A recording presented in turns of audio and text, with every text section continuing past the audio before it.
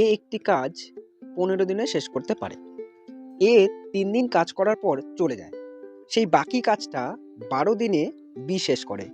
মোট কাজটা 15 ইন্টু 12 করে 180টা আমরা ধরে নিচ্ছি। মোট কাজটা কত ধরছি? 180টা কাজ 15 ইন্টু 12। তাহলে এ 15 দিনে 180টা কাজ করে। একদিনে কটা কাজ করবে? 180 ভাগ 15 মানে 12টা কাজ করবে। একদিনে 12টা কাজ করে। 3 দিনে কটা কাজ করবে? 36টা কাজ করবে। এই 3 দিন 36টা কাজ করে এ চলে যায়। 36টা কাজ হয়ে গেলে বাকি কতটুকু কাজ পড়ে আছে? 144টা কাজ পড়ে আছে। এটা কে করবে? বি করবে। কত দিনে? 12 দিনে। 144টা কাজ যদি 12 দিনে করে মানে এক দিন বি 12টা করে কাজ করেছে।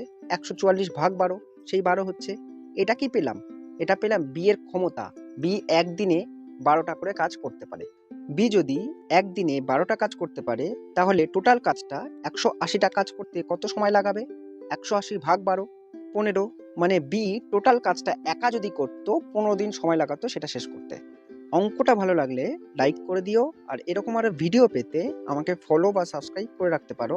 ভিডিওটা দেখার জন্য অনেক অনেক ধন্যবাদ।